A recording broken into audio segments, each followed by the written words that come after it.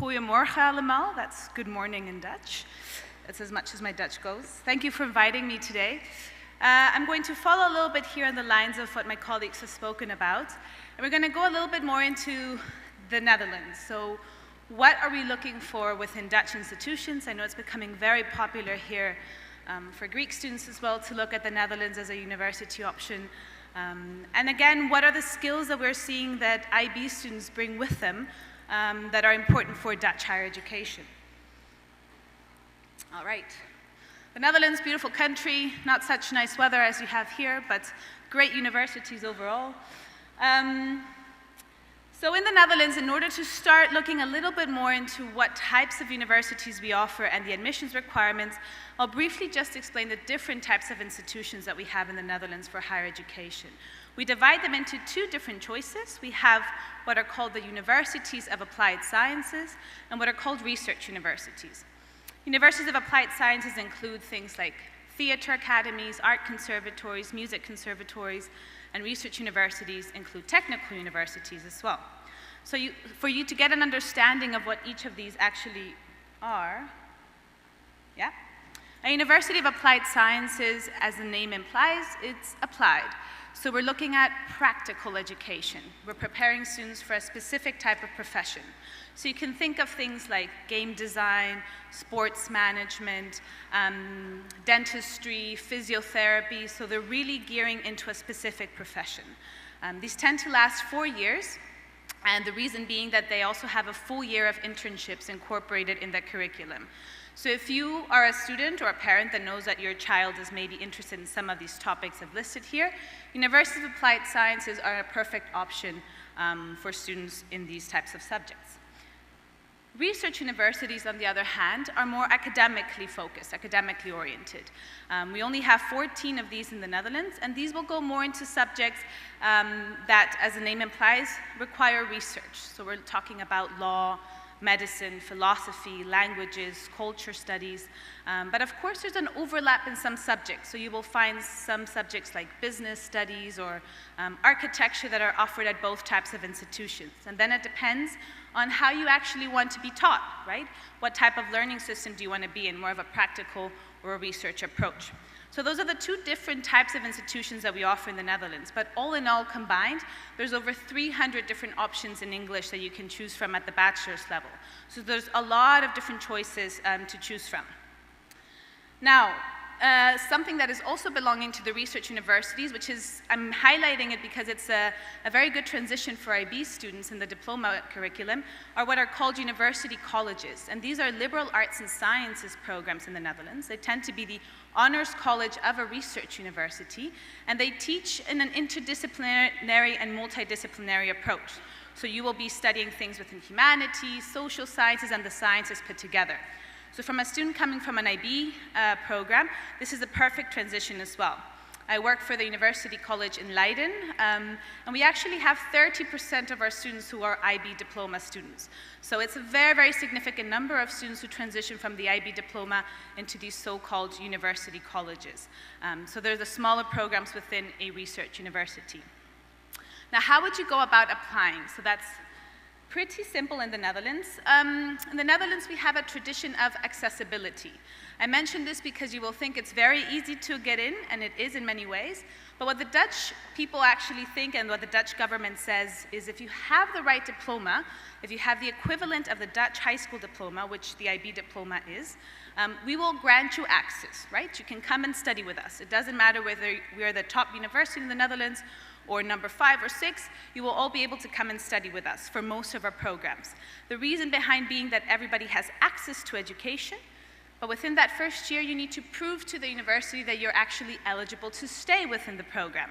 So that means IB students who are having passing grades in IB, right? If you get a 24, 25 in the IB, you're still eligible to go to 95% of research universities in the Netherlands, top universities worldwide. But you need to prove yourself within that first year. So I have a little chart here for you. For research universities, as I mentioned, the full IB diploma, you will be admissible to 95% of the programs. 5% of the programs in the Netherlands are allowed to select. So that's something that is not traditional in Dutch universities like you have in other universities worldwide. Of course, you can imagine these types of programs are the ones that will require specific types of skills or subjects, so things like engineering, right? You may need a specific type of math or physics. Programs like medicine, for example, or also special programs like honor programs, university colleges. They will be allowed to select students based on different criteria, whether that's points and or something else. So most of you who are doing the diploma here would be admissible to almost 95% of our universities in the Netherlands. Universities of Applied Sciences, the requirements are a little bit lower, and I've put them on the slide so you can see that. That also applies with the Greek diploma. So if you are applying with the Greek diploma, it depends on the grade that you get in the end, what type of institution you would be admissible to. So in general, it's very easy to apply to the Netherlands when you're coming from an IB curriculum. So it gives you access to a lot of different options taught in English abroad. How to go by applying? We don't have a centralized procedure like UCAS. So students need to apply through a database system. It's called StudyLink. A lot of people think this is like UCAS, but it's not. Students can select up to 4 programs in StudyLink where they can sign up for different universities. Once you have registered in StudyLink, you will then be sent to the different portals of each university to apply on those specific portals as well. So you can select up to 4 different programs, doesn't matter whether it's the same university, different universities, and that's how you go about applying. Something to highlight, and I should have put it in bold red letters actually, is that the application process is different per program within each university. So it's very, very important that you check the website of each program in the university to see what their deadlines are, what their requirements are, and what their criteria is, because it is not consistent throughout institutions in the Netherlands and not even within the same university itself. So that's also important to note when you're looking at Dutch universities. When we're talking about IB student performance, I'm going to use the information that I have for my own program, as I don't have access to everywhere in the Netherlands. But IB students in our own program, and this is an honors college, so significantly a little bit more demanding than the rest of the programs within the Dutch system. IB students perform relatively quite well, actually. We have a 4.0 GPA in our university, and our minimum requirement for students is a 30 in the IB without bonus points. And this being because this is what we see equals good performance within our own program as well. Obviously, the higher the student performs in the IB, the higher they have performed in our program. That's not the case in every single student, but in general, this is how it goes. But students performing even with a 30 in the IB are performing average and above average within the program as well. So this again goes to speak to the skills students gain in the IB. Now, there's a lot of good things with the IB, but of course there's some hurdles in the way as well, and that's something to think about when you're looking at Dutch universities, and I know this will change for next year as well. But mathematics is something that is a constant factor within Dutch universities, and that depends what program you may be admissible to or you will succeed in.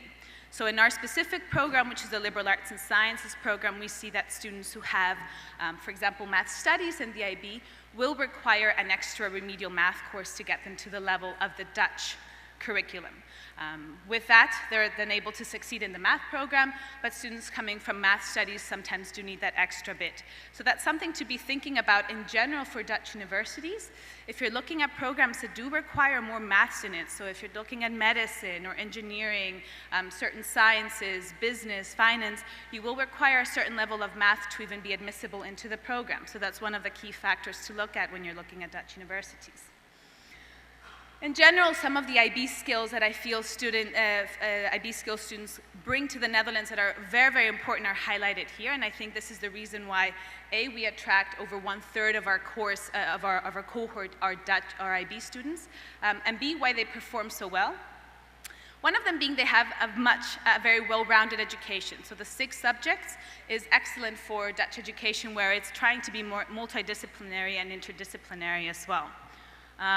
Something that I think is very, very important to highlight here is the fact that it is a rigorous curriculum, and that brings in itself some of the skills that you need for being an independent student as well in the Netherlands. The Netherlands strives on being independent. Nobody will be holding your hand throughout the whole process the whole time, and the IB provides skills of time management, perseverance, organization skills that are quite important actually to succeed in a system like the Dutch higher education system. The extended essay is another one I would like to highlight because students gain excellent research skills, but more than anything, writing skills. And in our program, we've seen students outperform their peers, whether they're Dutch students coming from our own curriculum in the Netherlands or from other types of institutions. IB students are outperforming by far when it comes to writing skills other students as well. So this is some of the skills that you'll be gaining within the curriculum here at your school that is quite important to actually succeed within Dutch universities. Just because the focus of today is also on MYP, I also try to highlight a little bit of what you're gaining through the MYP curriculum, of course connected to the diploma. And one of the main advantages I see here is that at a very, very young age, you really start developing the skills that you need to succeed not only in the diploma curriculum, but that we see our students succeeding much better within Dutch higher education. So this is one of the advantages when we look at the type of teaching and the way that you're learning different skills as well, which is quite important to succeed in both the diploma as well as in university in the Netherlands. I will leave it at that. If you have any questions afterwards about studying in the Netherlands, definitely let me know. All right.